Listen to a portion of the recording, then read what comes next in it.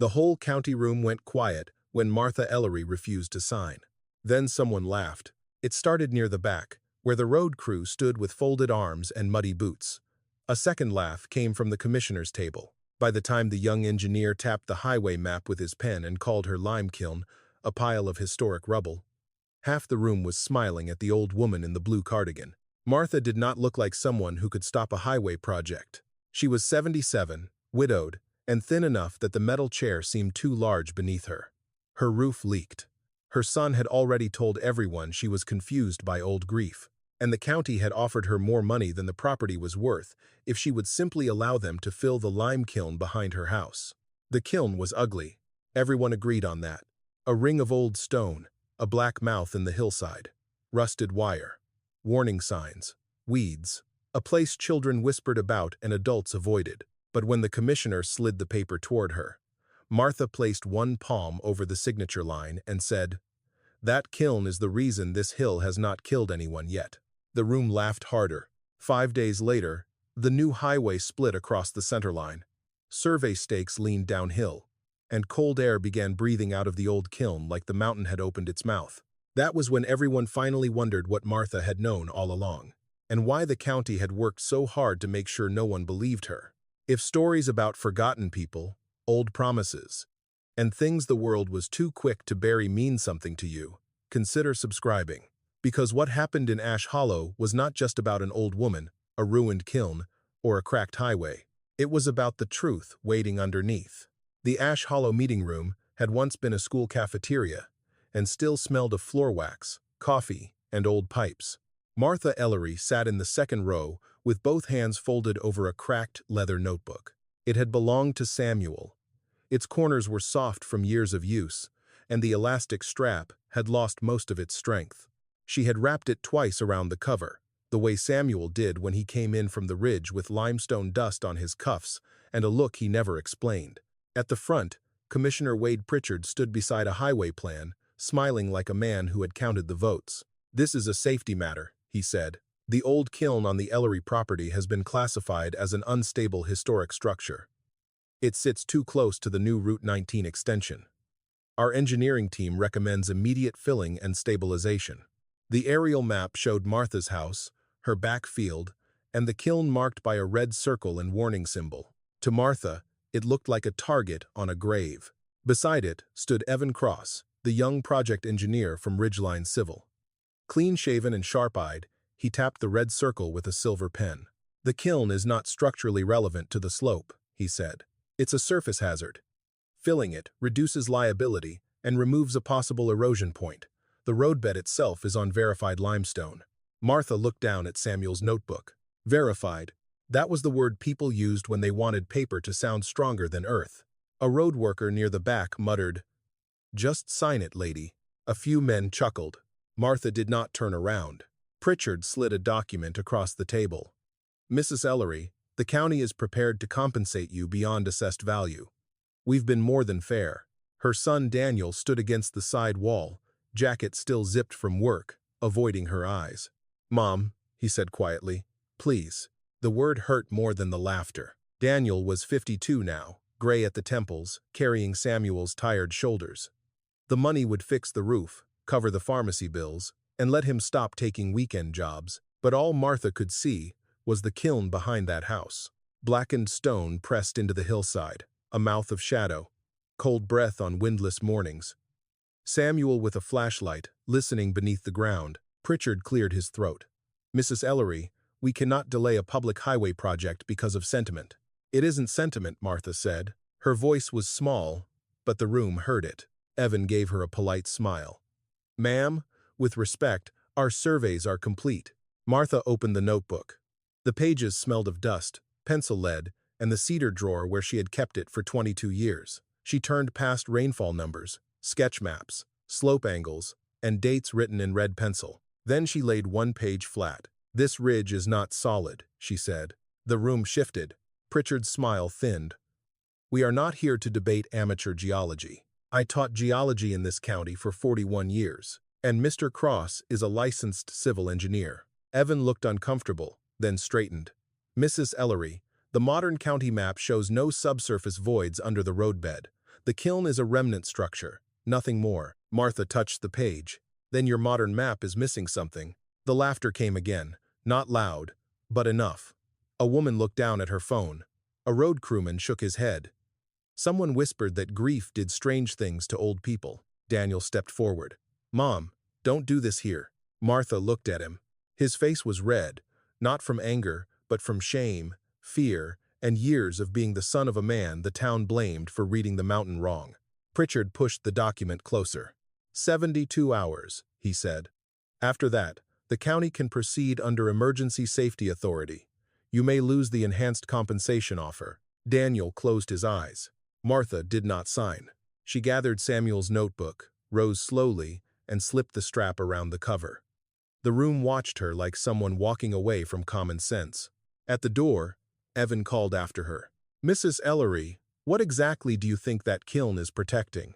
Martha stopped with one hand on the frame. For a moment, she was back on the ridge 22 years earlier, watching Samuel press the notebook into her hands with fingers that trembled from more than age. Do not trust the county copy, he had whispered. Martha turned back to the room. I don't know everything yet, she said. But I know the hill has been warning you longer than you have been measuring it. No one answered. Outside, the first survey stake on the ridge leaned slightly toward the road, and no one but Martha noticed. That night, after the county meeting, Martha Ellery came home to a house that sounded older than it had that morning. Rainwater tapped somewhere above the kitchen ceiling, slow and patient, finding the same weak place in the roof Daniel had warned her about for 2 winters. The refrigerator hummed. The furnace clicked once, failed to catch, then settled into silence. On the table, beneath the yellow light, Samuel's notebook lay closed like something waiting to be accused. Martha did not take off her coat right away. She stood by the sink and looked through the dark window toward the hillside behind the house. She could not see the lime kiln from there, not at night. Only the black shape of the ridge, the pale cut of the new highway work lights beyond it, and a few survey flags trembling in the wind. For most of her life, Martha had believed the ground told the truth before people did. That was what she had taught. For 41 years, she had stood in front of classrooms at Ash Hollow School, with chalk dust on her fingers and rock samples lined across her desk. Children came to her thinking geology meant memorizing names from a textbook. Limestone, shale, sandstone, coal. She taught them that rocks were not dead things, they were records. They held pressure, water, heat, collapse, patience, and time. She would take her students outside after rain and show them how water chose the easiest path. She would kneel in the grass, even after her knees began to ache, and press a finger into the mud. Look here, she would say. The ground always speaks in small ways before it fails in large ones. Most children forgot the names of the formations. A few remembered the lesson. Samuel Ellery had remembered it before she ever taught it. When Martha first met him, he was not the haunted man Ash Hollow later pretended he had always been. He was 28, narrow-shouldered, and quiet, with a habit of keeping pencil stubs behind both ears because he was always losing one. He worked as a survey assistant for Barrow Coal and Limestone, the company that used to own half the ridge and nearly all the silence in town. Samuel was not an engineer. He never claimed to be. He carried chains, marked stakes, copied field numbers, measured slopes, and came home with his cuffs gray from dust. But he had an eye for land that older men respected before pride taught them not to. He could stand on a hillside and tell where water had moved years earlier. He could notice a dip in grass where others saw pasture. He could look at a stone wall and know which crack came from winter and which came from weight below. Martha loved that about him. She loved his patience, his caution, the way he listened before he answered, the way he touched the ground with the back of his hand as if asking permission from it. Then came the accident at the old mine road in 1968. No one in Ash Hollow called it a disaster. That word would have required responsibility. They called it a failure, a bad reading, a wrong seam, a collapse that could not have been predicted. The company said a support passage had shifted after heavy rain. The county accepted the report. Barrow Coal paid what it had to pay, and no more. And Samuel Ellery became the name people remembered. Not the men who signed the final map, not the county office that stamped it, not the company that pushed the work through before spring thaw. Samuel. For years afterward, Martha watched him shrink under the weight of that name. He still went to work when he could find work. He still fixed the porch steps, sharpened pencils with his pocket knife, and lifted Daniel onto his shoulders during the 4th of July parade. But something in him had folded inward. At night, when he thought Martha was asleep, he opened field maps at the kitchen table and traced the same ridge again and again. The lime kiln became part of that silence. It sat behind their house, older than both of them, built from dark stone and burned white in places where lime had once been fired.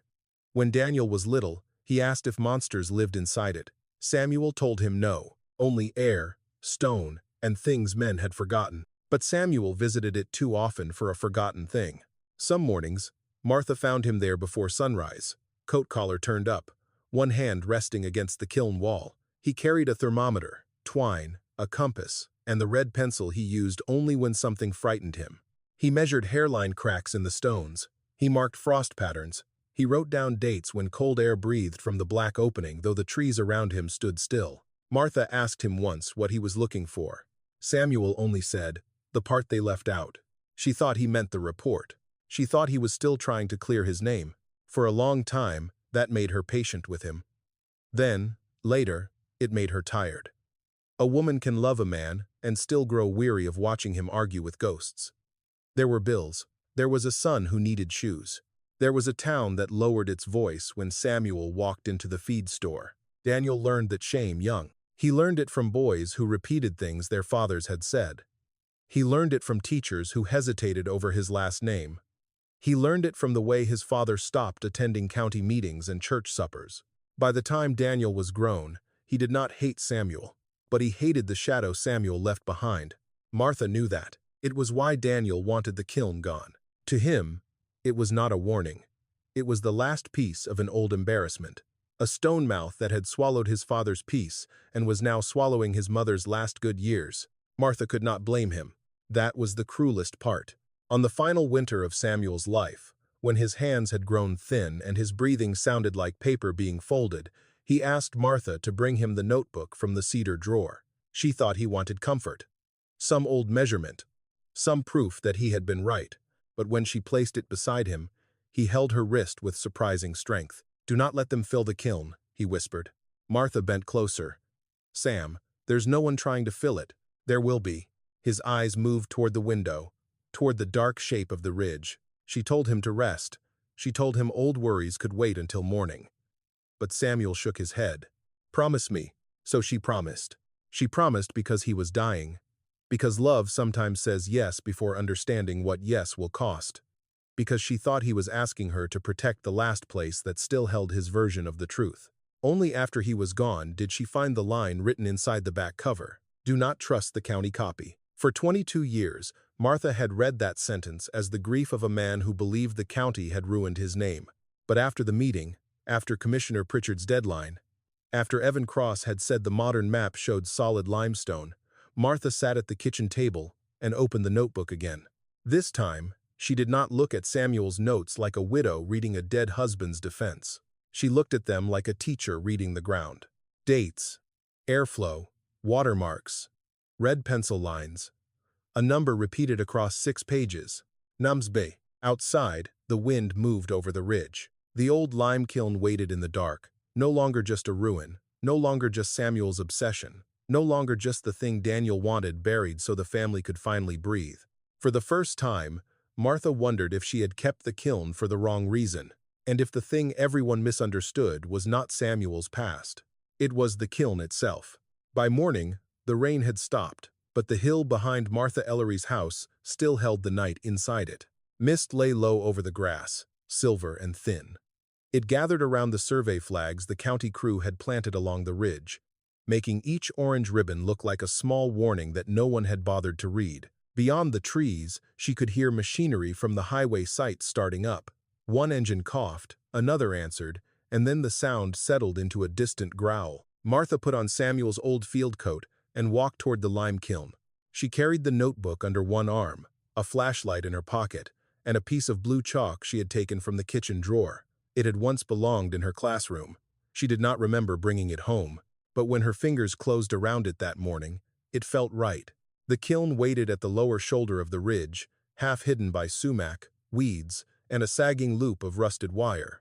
Most people in Ash Hollow did not truly see it anymore. They saw a hazard, a lawsuit waiting to happen, a black hole where children might fall, where snakes might nest, where old men's stories grew larger every year. Teenagers dared one another to stand near it after dark. Parents told them not to go near the Ellery place. County inspectors photographed it from a safe distance and wrote words like unstable, obsolete, and recommended removal. Even Daniel never called it a kiln. He called it that thing.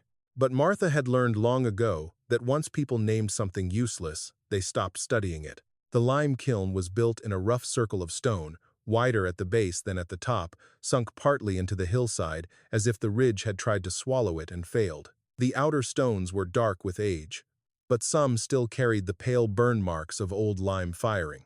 The mouth opened low and black, not large enough for a grown person to walk through without bending, but deep enough that the beam of a flashlight vanished before it reached the back. A warning sign leaned against the wire fence. Unsafe structure. Do not enter. The sign was newer than the fear. Martha crouched beside the lower wall. Her knees complained, and she waited for the pain to pass before touching the stone. Cold. Colder than it should have been. The morning air was damp but mild, the kind of April cool that sat on the skin instead of biting into it. But the stone beside the kiln mouth held a deeper chill. Not surface cold, not shade, something moving from within. She opened Samuel's notebook to the pages marked with red pencil. April 7, no wind air draw at lower seam. April 11, frost on east stones only. April 15, white mineral stain returned after rain. He had written the same observations over and over, year after year, each note small enough to look harmless until Martha began reading them together. She touched the east wall. There it was. A pale stain ran between two stones, thin as dried milk. Calcium, maybe. Or old lime leaching from the wall. That was what Evan Cross would probably say. That was what any engineer glancing at it for 3 seconds would say. But the stain did not follow the mortar line all the way down. It broke left, then disappeared into a hairline crack that ran toward the ground. Martha took the blue chalk and marked the crack. Above her, a crow called from the ridge. She moved around the kiln slowly, measuring with her eyes first, then with her hands. The cracks were not random. One ran from the lower mouth toward the north edge. Another split away under the grass, almost invisible unless a person knew to look for a change in the way water settled. The weeds along that line were greener than the rest. Not much, just enough. Samuel would have noticed that. Samuel had noticed everything he was afraid to say out loud. Behind her, tires hissed on wet gravel. Martha. Daniel's truck had stopped near the barn, and he was walking across the field in his work boots. He had not shaved. His face looked older in the morning light. You shouldn't be out here alone, he said. I'm not inside it. That's not the point. He stopped a few feet from the rusted wire and looked at the kiln with the same expression he used for overdue bills. Not anger exactly. Weariness. The kind that came from a problem that refused to stay buried. Mom, Ridgeline already has crews scheduled. If you keep pushing this, Pritchard will pull the offer. You know he will. Martha kept her eyes on the chalk mark. The offer is not the hill. No, but the offer fixes the roof. It pays Monroe Pharmacy. It keeps you from choosing between heat and medicine next winter. She heard the crack in his voice. That was what made it hard. Daniel was not Wade Pritchard. He was not laughing from the back of the room. He was not calling her confused because it amused him. He was scared. And fear, when it loved you, could sound a lot like cruelty. Martha stood carefully. Your father marked this wall for years. Daniel's jaw tightened. Dad marked everything for years. He knew something was wrong here. He thought a lot of things were wrong. Daniel glanced at the notebook under her arm, and the town let him carry that until it killed him. Martha did not answer. For a moment, all she could hear was the machinery beyond the ridge. Then Daniel pointed toward the highway lights. That road is bringing jobs, contracts, maybe a reason for people to stop leaving Ash Hollow. And you're standing here with chalk on a pile of rocks because Dad wrote numbers in a notebook 20 years ago. Martha looked down at the page she had left open. The number appeared again near the bottom. Numsby. She turned the notebook so Daniel could see. Do you remember this? He barely glanced. No. It appears 6 times. Then maybe it meant something to him. That doesn't mean it means something now. But Martha was no longer listening only to Daniel. She was looking at the county highway map folded under the back cover of Samuel's notebook. She had taken it from the public meeting packet. Evan Cross's map was printed in clean color lines, wiz, drainage plans, slope grades, and subsurface notes. The new Route 19 extension crossed the ridge above the kiln, then curved toward the old mine road. Martha laid it against Samuel's hand-drawn ridge sketch on the nearest flat stone. The two maps did not match. At first, the difference seemed small. A contour line shifted. A drainage cut simplified. A patch of land labeled solid limestone where Samuel had drawn broken shading. Then she saw it. Samuel's map showed a small square mark below the ridge, not far from the kiln. Beside it, in red pencil, he had written, "Shaft 6B sealed, not collapsed." On the county map, that place was blank. Not marked, abandoned. Not marked sealed, not marked unknown. Blank. Daniel stared at the papers now, despite himself. Martha felt something move inside her that was not triumph. It was colder than that. "Daniel," she said softly, "your father wasn't marking a memory." Before he could answer, a voice called from the fence line. "You still poking around that old lime pocket, Martha?" Earl Dutton, their nearest neighbor, leaned on the gate with a thermos in one hand. He was in his 80s, bent but sharp-eyed, the kind of man who treated rumors like inheritance. Daniel muttered, "Not today, Earl." But Earl looked at the kiln and nodded toward the north seam. "My daddy always said Barrow left something under there. Good limestone, maybe. Maybe a pocket worth money if a person knew where to dig. Money." There it was. The easy answer. The answer people would understand. The answer that would make a useless thing valuable without asking anyone to feel guilty. Martha looked from Earl to the chalk mark, then to the missing square on the county map. "No," she said. Earl frowned. "No what?" No one was trying to hide stone. The machinery above the ridge changed pitch, a grinding sound rising through the mist. Martha folded the county map, slid it into Samuel's notebook, and looked toward town. If the map in her hand was missing shaft 6B, then somewhere there had to be an older one that still showed it. And if the county had removed one shaft from the record, she needed to know what else they had erased before the concrete trucks came. The county records office sat on the first floor of a brick building that had outlived 3 courthouses, 2 floods, and every promise ever made inside it. Martha had not been there in years. The place smelled of paper dust, floor cleaner, and old heat trapped behind metal shelves. Fluorescent lights buzzed above the counter. Behind the glass partition, a woman with silver glasses looked up from her computer as if Martha had interrupted a private conversation between the county and itself. "I need to see pre-1970 mine and slope records for the Ash Hollow Ridge," Martha said. The clerk blinked. "Parcel number?" Martha unfolded the modern highway map and slid it under the opening in the glass. The old Ellery property. Also the Barrow Coal survey sheets near the former mine road. At the mention of Barrow Coal, the clerk's fingers paused over the keyboard. Only for a second.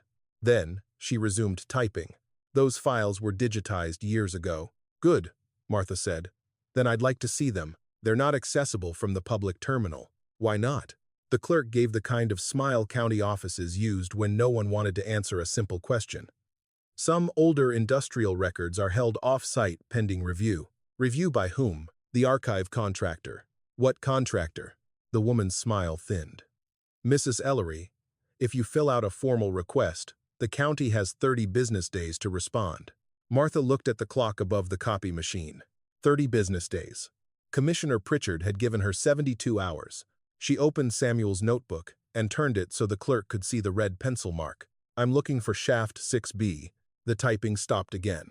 This time, the pause lasted longer. The clerk leaned back slightly. "I don't show anything under that designation.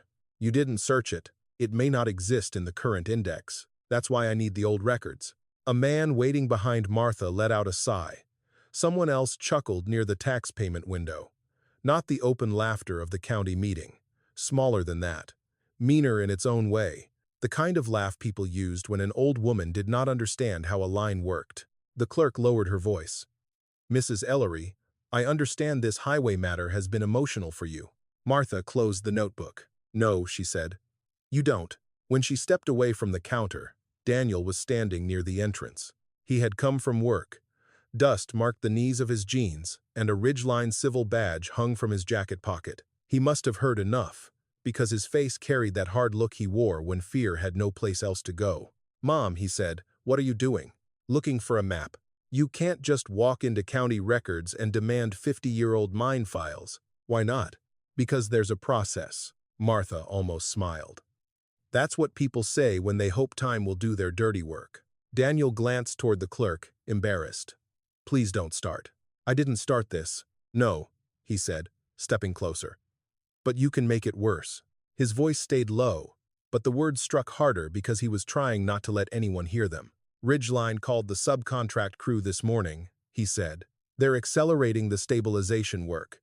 If there's a delay, they cut hours. Mine first, probably. You know how this works." Martha looked at the badge on his jacket.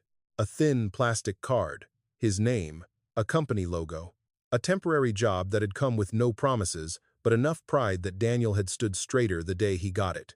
Daniel and Pritchard's office said the enhanced offer expires when the emergency order is filed. His jaw worked as if each word had to pass through his teeth. "That roof won't fix itself. Monroe Pharmacy already called me once because you let the balance sit too long." Martha felt heat rise in her face. Not shame. Exactly. Something close to it. Parents were not supposed to become math problems for their children. Medicine, heat, shingles, insurance, mileage. Every need turned into a number someone else had to carry. Daniel softened for half a breath. "I'm not trying to hurt you. I know. Then why are you making me fight you?" She looked past him to the framed county seal on the wall. Ash Hollow had stamped that seal on marriage licenses, tax notices, school papers, death certificates, property liens, and survey copies. It had a way of making ink look moral. "I'm trying to find out why your father wrote a shaft number that no longer exists." Daniel's face closed. "Dad wrote a lot of things that didn't help him. That doesn't mean they weren't true. It doesn't mean they were, either." He turned away first. Martha left the records office with no map, no request number, and no new proof except the clerk's hesitation. But hesitation had weight. She had taught long enough to know that what people did not say often mattered more than what they were trained to repeat. By late afternoon, she was standing on the porch of a narrow blue house at the edge of town, where the grass had grown too high around an old mailbox with faded black letters. Leyland Pike. Leland had been a deputy records clerk in 1968, then county clerk for almost 30 years after that. He had retired before Daniel finished high school. Martha remembered him as a neat man with polished shoes, careful handwriting, and the strange talent of never being in the room when blame was handed out. He opened the door only as far as the chain allowed. For a moment, he did not seem to recognize her. Then he did. His eyes dropped to the notebook in her hands. "No," he said. Martha had not spoken yet. "Leland, I need to ask you about Barrow Coal." "No." "And Shaft 6B." The old man's hand tightened around the door edge. There it was again. The pause. The same one the clerk had made, only deeper. Older. Not procedure this time. Fear. "There is no Shaft 6B, Leland said. "You answered too quickly. And you're asking too late." Martha stepped closer. "Samuel marked it. The county map doesn't show it." Leland looked past her toward the road, as if the commissioner himself might be waiting behind the maple trees. "You should go home, Martha. They're going to fill the kiln." "Then let them." The words came out sharp, but not cruel, panicked. Martha studied his face. The skin under his eyes had gone loose with age, but his fear was young. It had not faded. It had only learned to sit quietly in the house with him. "What did they leave out?" she asked. Leland swallowed. For 1 second, she thought he might open the door. Instead, he closed it a little farther. "Your husband spent the last half of his life trying to dig up something that would not give back what it took from him," he said. "Don't make the same mistake." Samuel said not to trust the county copy. Leland shut his eyes. When he opened them, his voice had changed. "Samuel signed things too, Martha." The sentence landed between them like a stone dropped into a well. "What does that mean?" "It means go home." The door closed. Martha stood on the porch until the chain clicked fully into place, then until the hallway light inside went dark. She had come looking for an old map. She had found a living witness who was afraid of a number. By the time she returned to the Ellery property, 2 county trucks were parked near the lower gate. Evan Cross stood beside them with a clipboard, speaking to a road foreman who pointed toward the lime kiln. A roll of orange safety fencing lay in the wet grass. Concrete marking paint had already been sprayed near the stones. Evan saw Martha and walked toward her slowly. "Mrs. Ellery," he said, "the county issued preliminary access for stabilization preparation." "Preparation," Martha repeated. He had the decency to look uncomfortable. "No filling tonight, but the crew needs to stage equipment." Behind him, one worker drove a metal stake into the ground near the kiln mouth. The sound rang through the field. Sharp. Final. Martha held Samuel's notebook against her chest and looked at the old stone wall. She did not have the map. She did not have the county record. She did not have Leland's confession. All she had was a missing shaft number, a frightened old clerk, and 72 hours shrinking by the minute. Then the worker's stake hit the ground again. This time, from somewhere inside the kiln, a faint breath of cold air moved through the grass at Martha's feet. The rain came after midnight. Not a storm. Not enough to flood the road ditches or rattle the windows. Just a steady April rain that softened the fields, darkened the fence posts, and left the new highway cut shining under the work lights like a wound that had not yet dried. Martha heard it from bed. For most people, rain was weather. For Martha, rain was a test. By first light, she was already dressed. She took a flour sack from the pantry, a spool of white thread from an old sewing basket, and one of Samuel's handkerchiefs folded in the back of his dresser drawer. She hesitated over the handkerchief longer than the other things. It still had his initials, S.E., stitched in one corner by hands younger than hers had been in years. Then she placed it in her coat pocket and walked out to the kiln. The ground around the old stone ring was wet, but not evenly. Water should have run down the slope toward the lower pasture. Instead, near the north seam, the grass had flattened in a narrow curve, as if the rain had been pulled sideways. A shallow ribbon of muddy water disappeared beneath weeds at the base of the kiln wall. Martha stopped. She did not smile. Proof was not joy. Not when it arrived late. She knelt, opened the flour sack, and pinched a small white line across the damp stone where she had marked the crack with blue chalk the day before.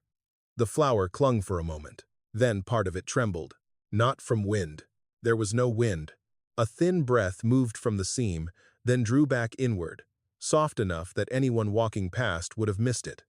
The flour shifted again, this time toward the crack. Martha held her breath. She tied one end of the thread around a bent piece of wire on the fence and let the loose end hang near the seam. It drifted toward the kiln, paused, and pulled slightly inward. "Samuel," she whispered, not as prayer, not as grief, but as the first frightened admission that he had been measuring something real. A truck door shut behind her. Evan Cross stood near the gate with a hard hat in one hand and a tablet under his arm. He looked as though he had come prepared to be patient with an old woman and was already regretting it. "Mrs. Ellery," he said, "you can't be inside the flagged zone. I'm not inside it. You're within the staging area." She pointed to the thread. "Look at that." Evan did not move. "Please," she said. "Not as a county engineer. Just as someone who knows the difference between air moving and air being pulled." That reached him. He stepped over the low wire carefully, boots sinking into wet grass. He crouched beside the seam, keeping his clean tablet away from the mud.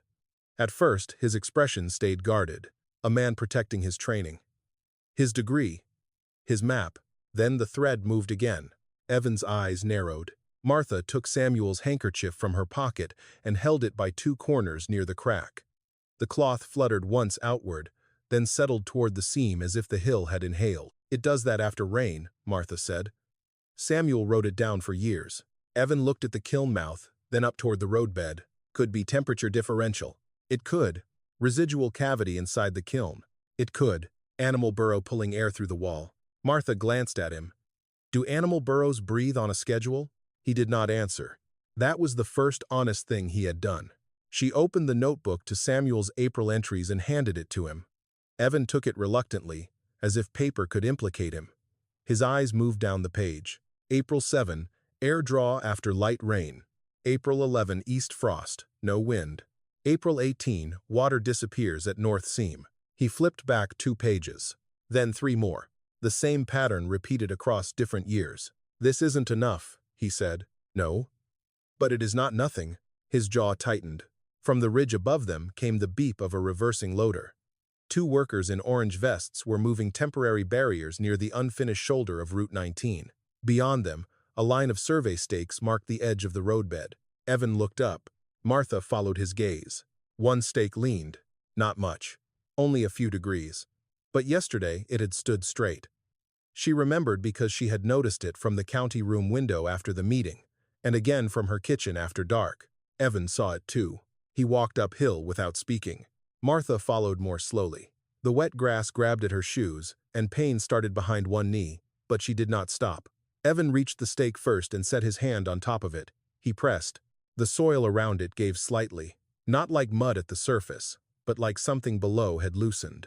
He checked the next stake, then the next.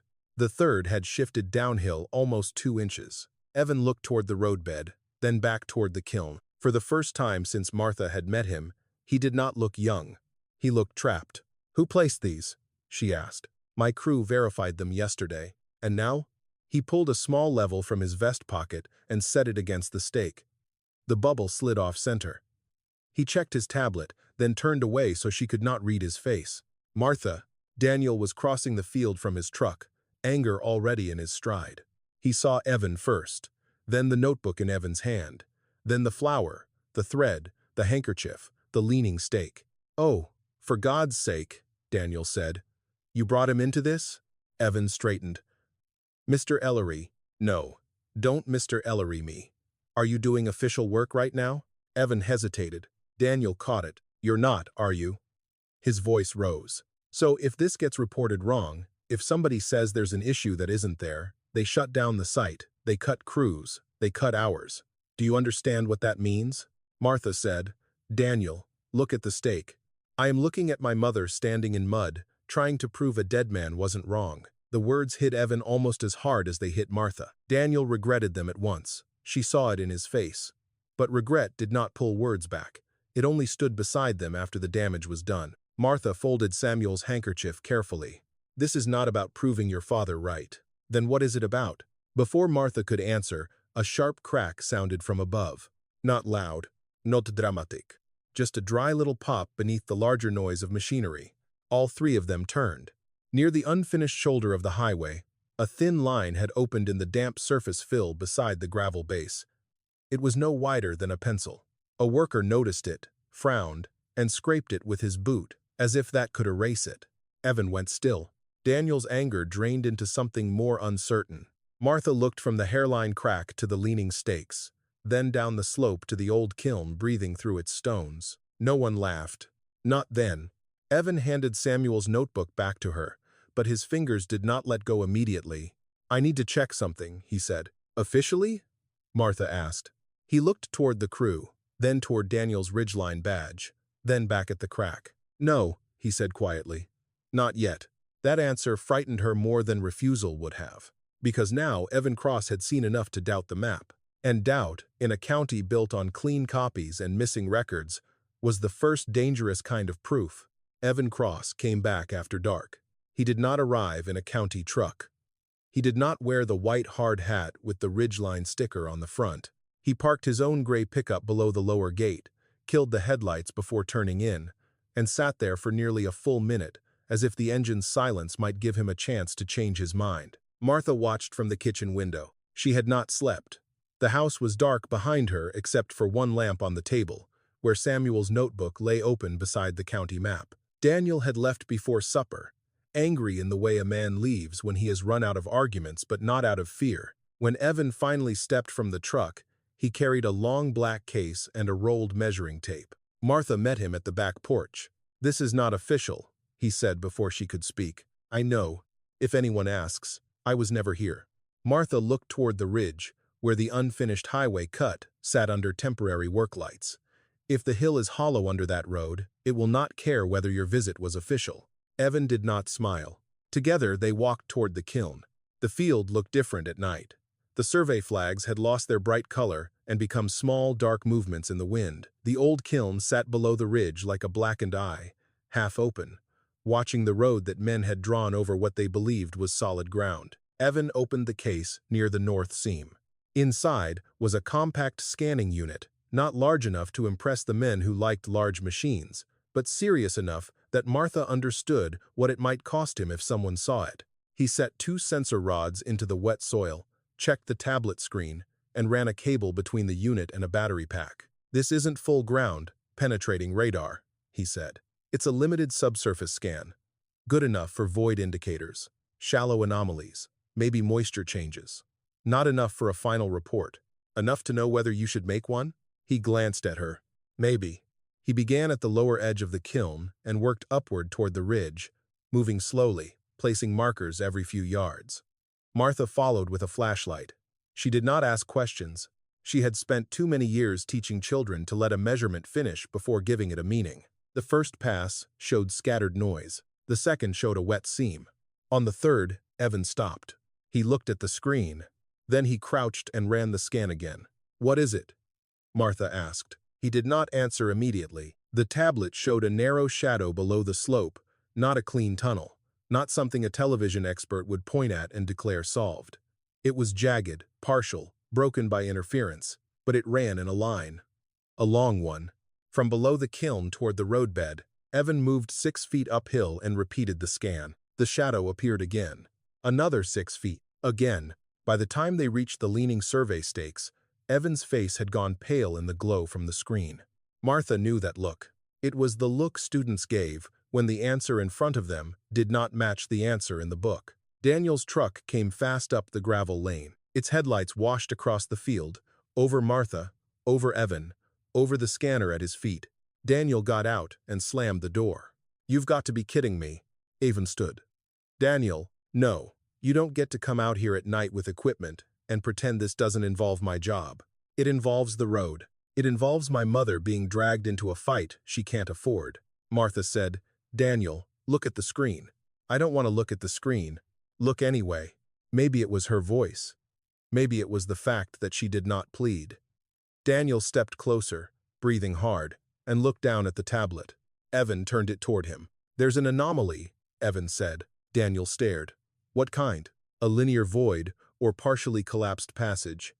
I can't classify it without a proper scan." "But," Evan looked toward the highway shoulder, "but it runs close enough to the roadbed that no engineer should ignore it." The wind moved through the grass. No one spoke for several seconds. Then Martha opened Samuel's notebook and held the page beneath the flashlight. The red pencil line Samuel had drawn followed the ridge from the kiln toward the old mine road. Beside it, written in his careful hand, was the same phrase Martha had read so many times that it had almost become ordinary. "Shaft 6B sealed, not collapsed." Evan took the notebook and compared it with his tablet. He shifted the flashlight, then shifted it again. "The line matches," he said. Daniel shook his head once, slowly. "No, it matches." "No, because if it matches, that means the county map is wrong." Martha said, "Yes." Daniel looked at her then, and for the first time his fear had nothing to hide behind. No roof, no pharmacy bill, no embarrassment, just fear. "If the county map is wrong," he said, "then Ridgeline built on bad data." Evan did not answer. Daniel laughed once, but there was no humor in it. "And if Ridgeline built on bad data, they'll look for someone to blame. The subcontract crew, the local hires, anybody beneath the signatures." Martha understood then why Daniel had been fighting so hard. He was not only afraid of losing a job, he was afraid of becoming another Ellery man blamed for a map someone else had changed. Evan packed the scanner in silence, but Martha stopped him before he closed the case. "Samuel marked something near the kiln," she said. She led them back down the slope to the east side, where sumac and weeds had grown thick over stones that were not part of the kiln wall. In daylight, they looked like fallen rock. At night, under the flashlight, one stone had a flat edge too straight to be natural. Martha brushed away wet leaves. Daniel crouched despite himself and pulled at the grass around it. Evan used a screwdriver from his case to scrape moss from the surface. A number appeared first. "Ansb." Martha closed her eyes. There are moments when being right does not feel like victory. It feels like a door opening onto a room you are not ready to enter.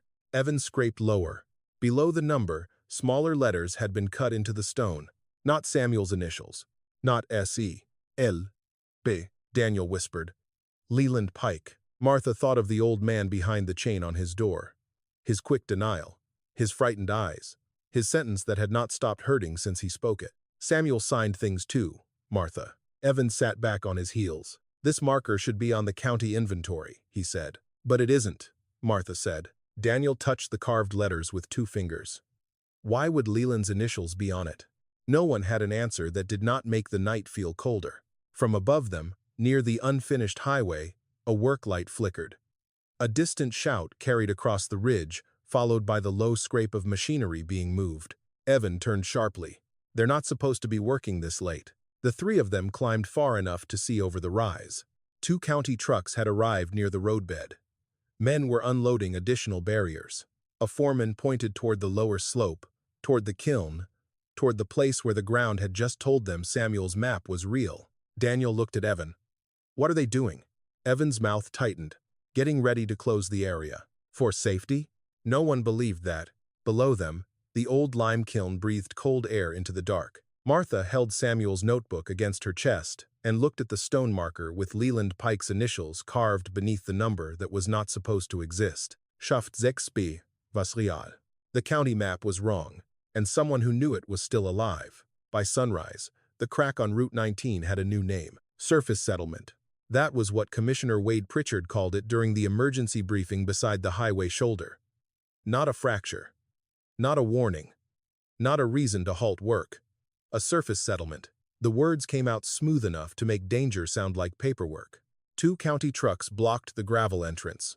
Orange barriers lined the unfinished roadbed. A crewman had sprayed white paint along the crack, tracing it like a seam on a wound someone planned to stitch without cleaning first.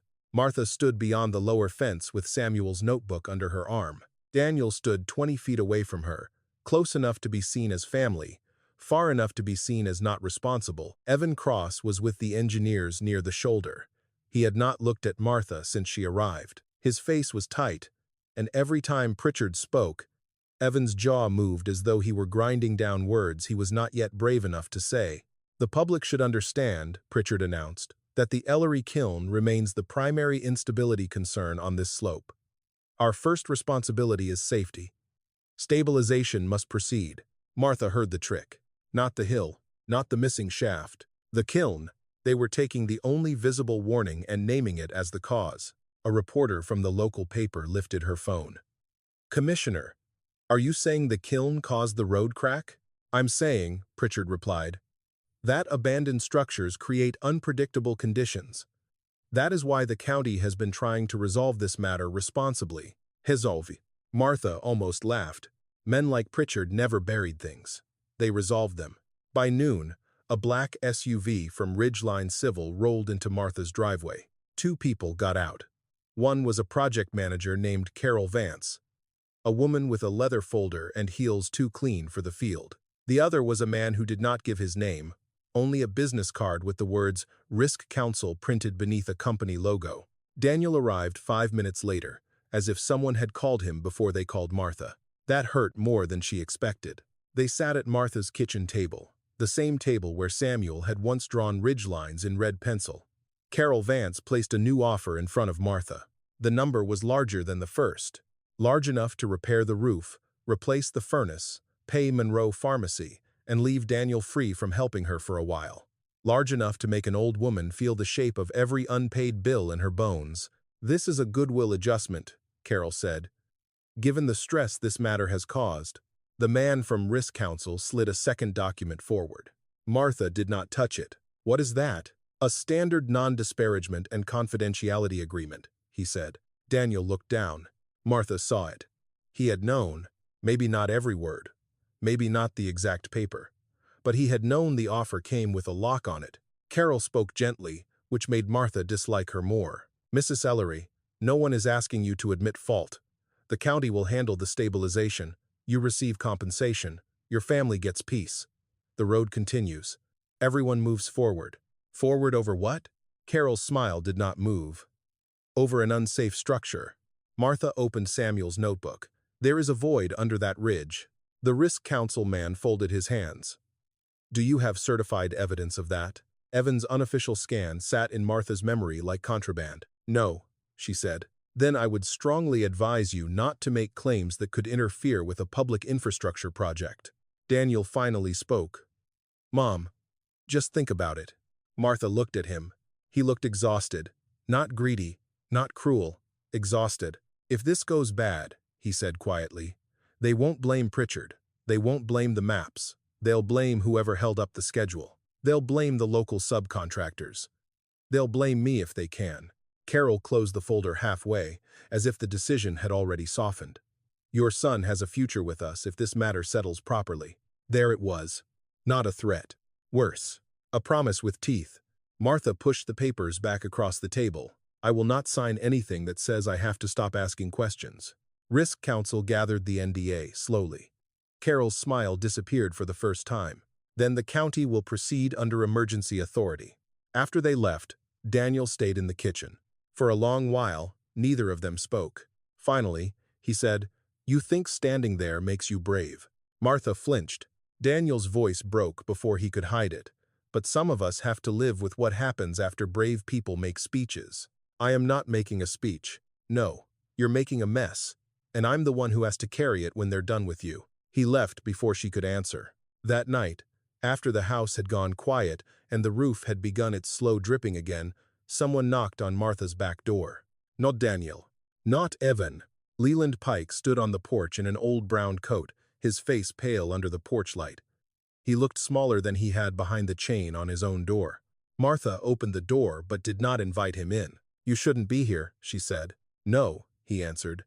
"I should have been here 22 years ago." The sentence took some of the anger out of her. Leland looked past her into the kitchen, toward the table where Samuel's notebook lay open. "You found the marker," he said. Martha did not ask how he knew. "Why are your initials on it?"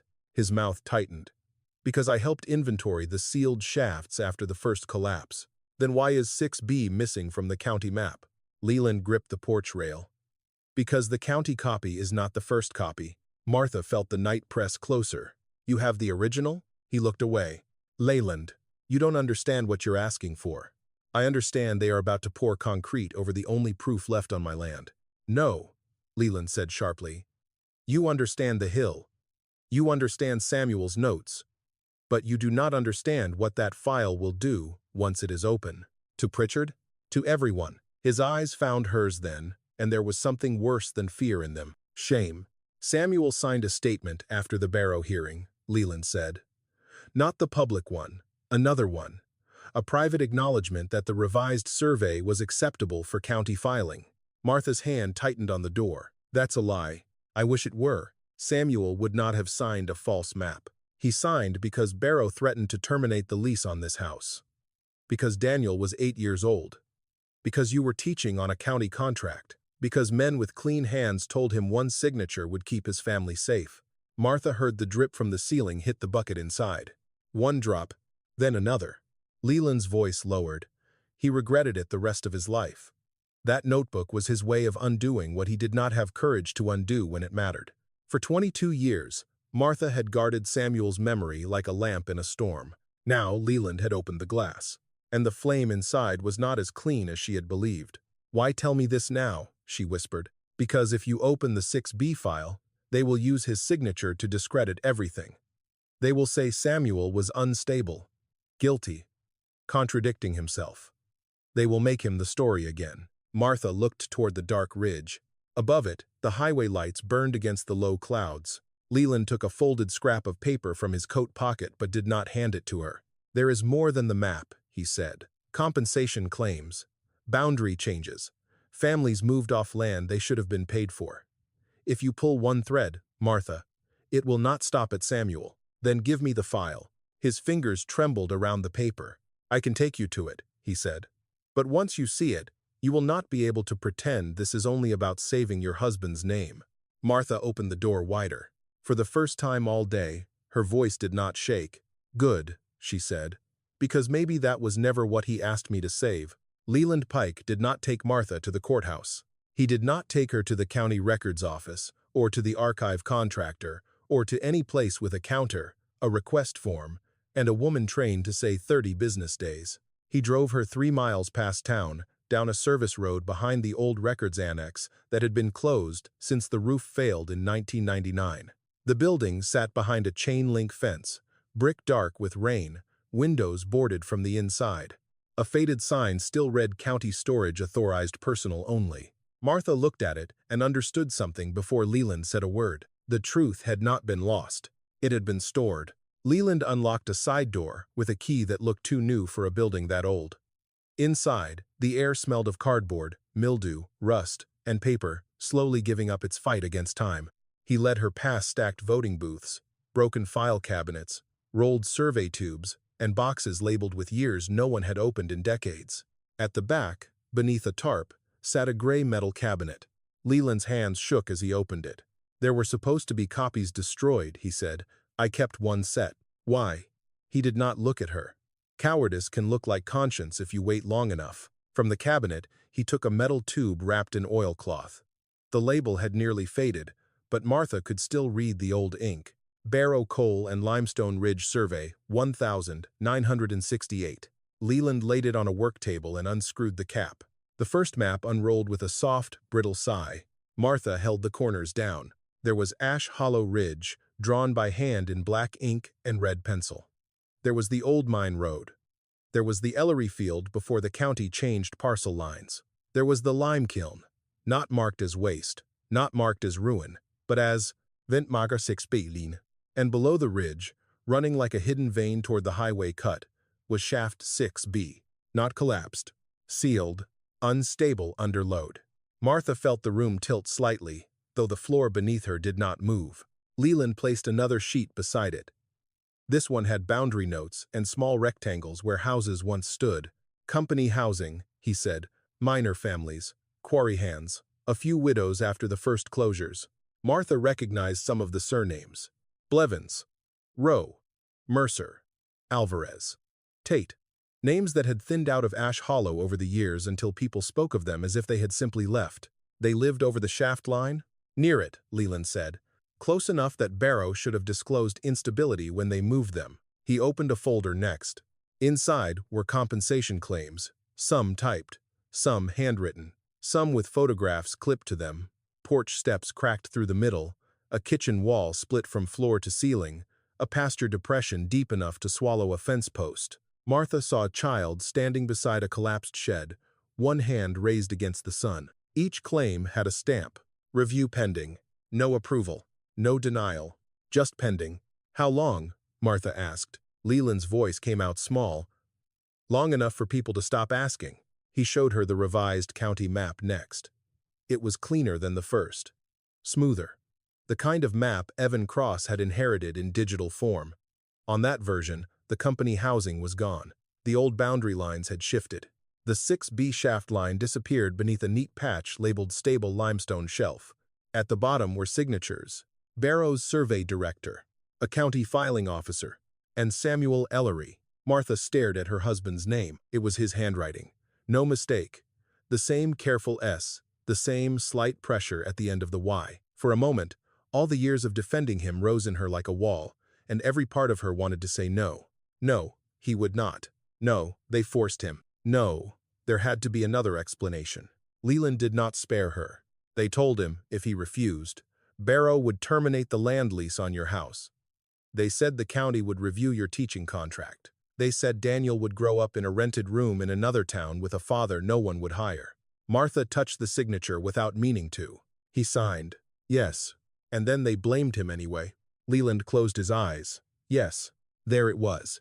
The wound beneath the wound. Samuel had not been innocent in the clean way Martha wanted. He had been afraid, pressured, weak in the moment that mattered. Then punished by the very men whose lie he had helped file. And afterward, instead of confessing, he had measured air at the kiln for the rest of his life. Martha turned another page. A memo lay beneath the map. Barrow Coal letterhead. 2 paragraphs. A recommendation that relocation claims associated with subsurface instability be deferred pending additional review. Attached was a list of families, 23 households, 46 people. Martha read the names slowly. Blevins, Rowe, Mercer, Alvarez, Tate, Carden, Lewis, Boone. Not numbers. Not parcels. People. Some had lost land when boundaries were redrawn. Some had accepted low settlement checks because the county said there was no documented subsurface hazard. Some had been denied claims because the revised map showed their homes outside the danger zone. Martha thought of Earl Dutton saying maybe there was good limestone under the kiln. Money, the easy answer. But this was not about hidden wealth. It was about hidden loss. A whole line of families had been moved, underpaid, dismissed, and then forgotten so thoroughly that even their absence had begun to look natural. Leland placed one final document on the table. It was a recent printout, Route 19 extension, Ridgeline Civil, subsurface base layer, county archival map.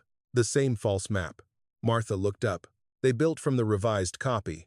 Leland nodded. And the road crosses 6B, close enough that the shoulder load may already be affecting the old seal. The room seemed to grow quieter around her. This was no longer a dead scandal. No longer Samuel's shame. No longer a widow's promise to a dying man. It was happening again. The same smooth map. The same towing. The same county language. The same hurry to pore over what should have been studied. Only this time, the weight above the shaft was not a row of company houses. It was a public highway. Martha folded her hands on the table because they had begun to shake. "If I show this," she said, "they will use Samuel's signature. Yes. They will say he approved the lie. Yes.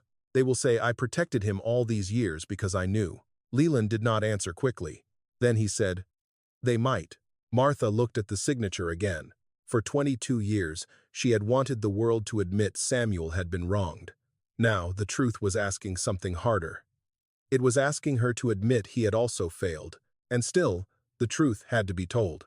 Not because Samuel was spotless, because the people on those claim forms were not.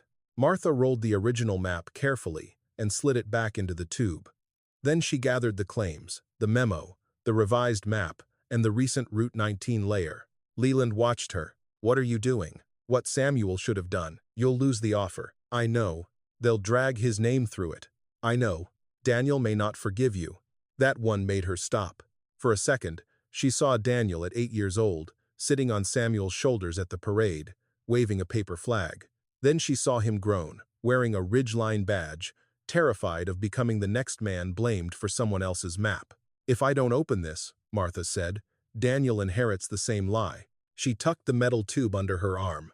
Outside, thunder moved somewhere beyond the ridge, though the rain had not yet started. By morning, Ash Hollow would know that Shaft 6B was real. By morning, they would know the kiln had not been protecting Samuel's reputation.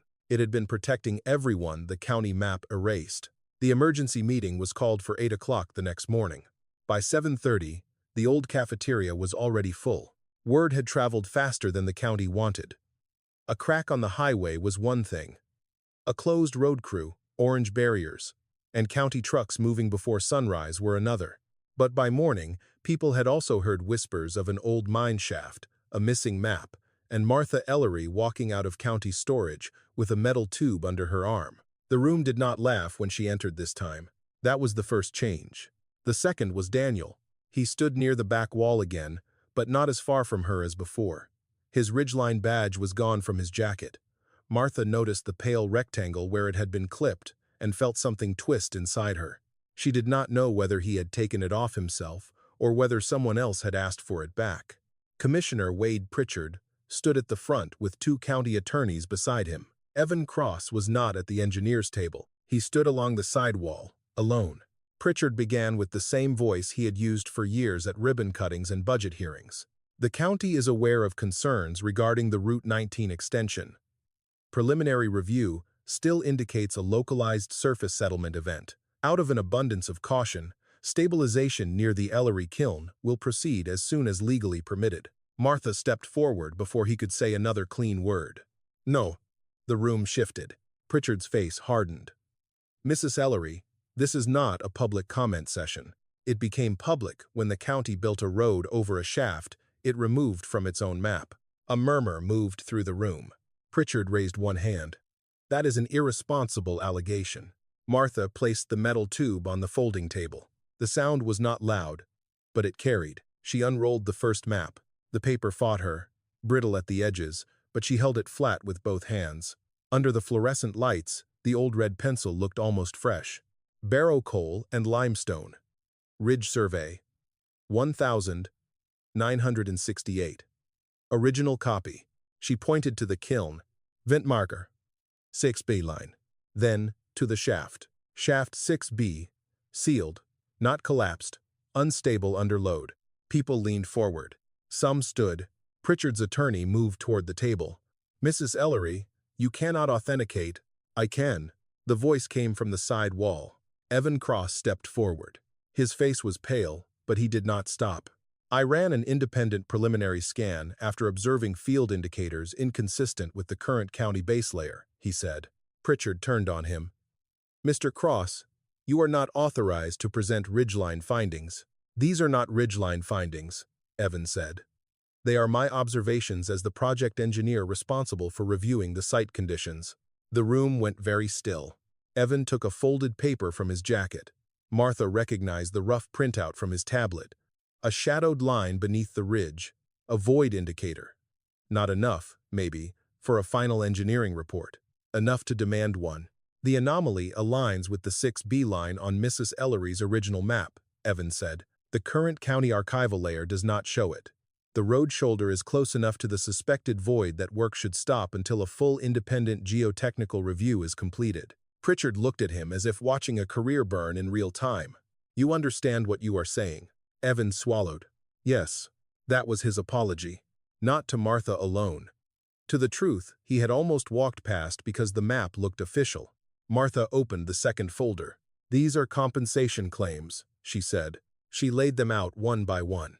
Blevins, Rowe, Mercer, Alvarez, Tate, Carden, Lewis, Boone. The names changed the room. A map could be argued with. A crack could be renamed. A shaft could be called uncertain. But a child standing beside a collapsed shed in an old photograph was harder to file away. A woman in the third row stood slowly. My grandmother was a Rowe, she said. No one answered her. My mother said they left because the company bought them out. Martha looked at the claim in front of her. This says review pending. The woman came forward, took the paper with both hands, and read it like it was a message from a person who had been waiting 50 years to be heard. Another man spoke from the aisle. Mercer was my mother's people, then another. Alvarez is still my cousin's name. The room began changing shape around the documents. It was no longer county versus one old widow. It was memory returning to families that had been taught to call absence normal. Then Leland Pike entered. He did not come through the front like a man seeking forgiveness. He came through the side door, carrying a notarized paper in a trembling hand. Every head turned. A few older people recognized him and began whispering before he reached the table. Leland did not look at Martha first. He looked at the map, then at the claims, then at the people whose family names were lying under the county lights. I was deputy records clerk in 1968, he said. His voice was thin, but the microphone caught it. I assisted in filing the revised survey copy after the Barrow hearing. I knew the 6B line had been removed. I knew relocation claims were deferred. I kept one original set because I was too afraid to destroy it and too afraid to release it. No one moved. Leland placed the affidavit beside the map. I am releasing it now. He did not ask anyone to forgive him. That mattered. Some sins were too old for a clean apology. Some could only be dragged into the light and signed under oath. Pritchard's attorney reached for the affidavit, but the woman from the Rowe family put her hand over it first. No, she said, let everyone see it. For the first time, Pritchard had no room to smile. Daniel stepped toward the table. Martha braced herself. He picked up the revised map, the one with Samuel's signature at the bottom. His face tightened when he saw it. She watched him become 8 years old and 52 at the same time. He signed this? Daniel asked. Martha answered softly. Yes. The word wounded them both. Daniel stared at the name.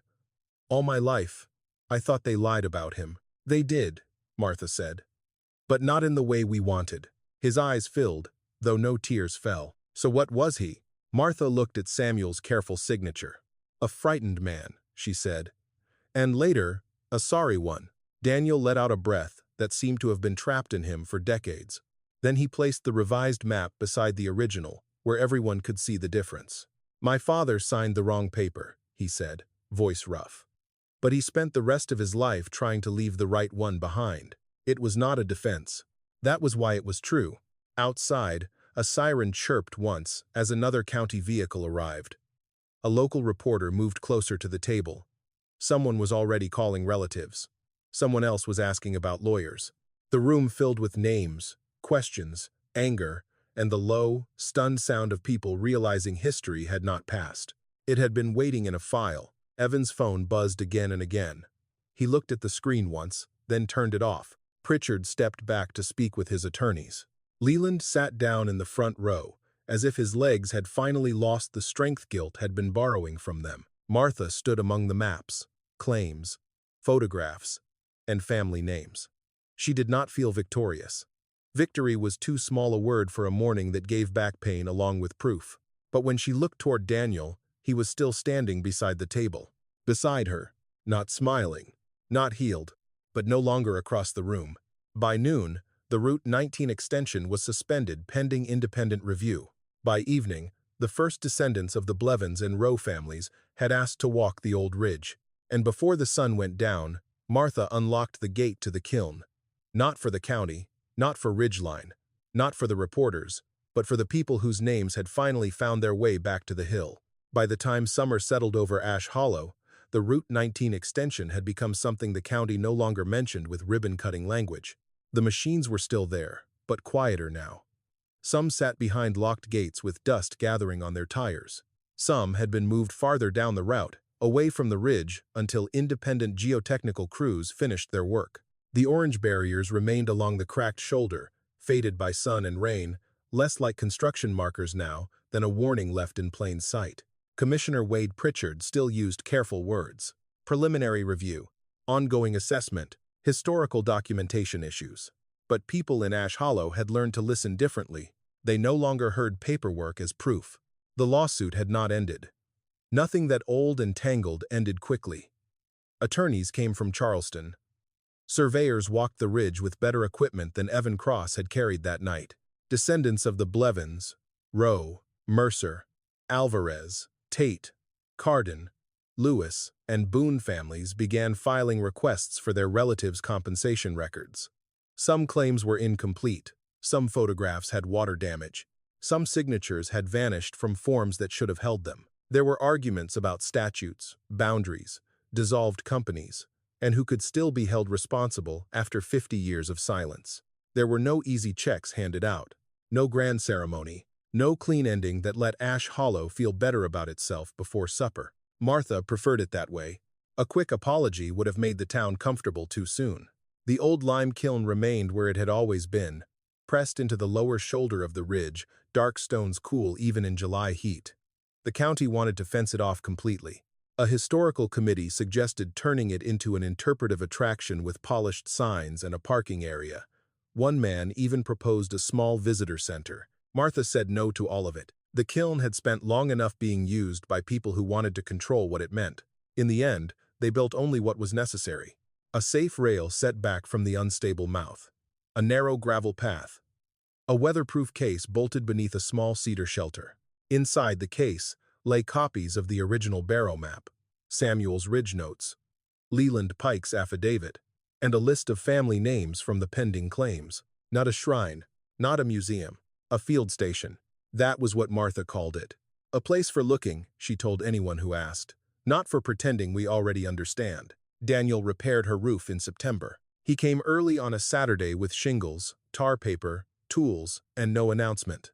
Martha found him above the porch, kneeling where the worst leak had been, pulling out old nails with Samuel's hammer. She stood below for several minutes before he noticed her. "You shouldn't be on a ladder alone," she said. He wiped sweat from his forehead. "I'm not alone.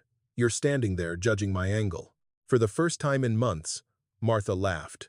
Not loudly, just enough. Daniel did not take Ridgeline's money. He lost the subcontract work after the suspension, though no one ever said the word punishment. For a while, he took smaller jobs, patching barns, repairing culverts, fixing porch steps for people who paid late but paid honestly. He was tired most days. Angry some days, quiet, almost all of them, but he came back. That mattered more than speeches. One evening, while they were replacing a gutter, Daniel asked for Samuel's notebook. Martha handed it to him without a word. He sat on the porch steps until dark, reading the red pencil lines, the weather notes, the repeated measurements, the sentence inside the back cover. Do not trust the county copy. When he closed it, his face looked older, but less trapped. I wanted him to be innocent, Daniel said. So did I. Daniel looked toward the ridge. Was he? Martha sat beside him. No, she said. Not completely. The answer hurt less than it once would have. Daniel nodded slowly. But he tried. Yes. Too late. Yes. The crickets sang in the grass. After a while, Daniel said, Then we should try earlier. That was as close as they came to forgiveness that night. It was enough. Evan Cross left Ridgeline before winter. Some people said he was forced out. Others said he resigned before they could make an example of him. Evan never explained it to Martha. He simply appeared one Saturday morning at the field station with a backpack, 2 soil thermometers, a handheld level, and 6 students from Ash Hollow High. I heard you needed someone to carry equipment, he said. Martha looked at the students. Did he also tell you he used to think this kiln was historic rubble? One girl smiled. Evan lowered his eyes. Several times, actually. Good, Martha said. Then he's learning. The Saturday lessons began small. 3 students at first, then 8, then 12. Some came because their parents made them. Some came because their family names were in the weatherproof case. Some came because old places felt less boring when someone showed them how much trouble adults had gone to in order not to see them. Martha taught them the way she had taught years before. She showed them how water chose a path before people drew one, how grass could reveal a buried seam, how cold air from stone could mean more than shade, how a leaning stake might be the first honest sentence in a false report. She did not teach them to distrust every map. She taught them to ask who made it, who paid for it, who disappeared when the clean copy was filed. On the last Saturday before the first frost, a boy named Caleb Rowe stood near the rail, with one hand stretched toward the kiln mouth. His grandmother had been a child in one of the photographs from the old claim folder. He was 11, serious, and quiet in the way children became when they understood that history had entered their own kitchen. It's breathing, he said. The other children went still. Martha stepped beside him. What do you feel? Cold air. From where? He pointed to the lower seam. Not the mouth. The seam. Martha smiled. Good. Caleb looked up at her. Does that mean it's dangerous? It means it is telling us something, she said. Danger is what happens when people refuse to listen. Across the field, Daniel was repairing the gate latch. Evan was helping 2 students mark slope angles in their notebooks. Leland Pike, older now in every visible way, sat in a folding chair near the cedar shelter. Some families never forgave him. Some never would. He came anyway, every few weeks, and answered whatever questions the descendants asked of him, even when the answers made him tremble. Martha did not call that redemption. She called it staying. The sun dropped behind the ridge, turning the unfinished highway pale gold. One day, maybe, engineers would rebuild it safely. Maybe the road would curve away from 6B. Maybe the courts would return money to families who had waited too long. Maybe they would not. The ending was still open, but the silence was not. Martha placed Samuel's notebook back into the weatherproof case beside the original map. She did not put it there to make him a hero. She put it there because a frightened man had failed, regretted it, and left enough truth behind for someone braver to finish. Then she turned back to the children. Again, she said, Tell me what the hill is doing. They looked at the stone, the seam, the grass, the watermarks, the tilt of the stakes. They looked before they answered. And for Martha Ellery, that was the legacy. The old kiln had been called a ruin once. Martha never corrected them. She only taught the children how to hear what the ruin had been trying to say.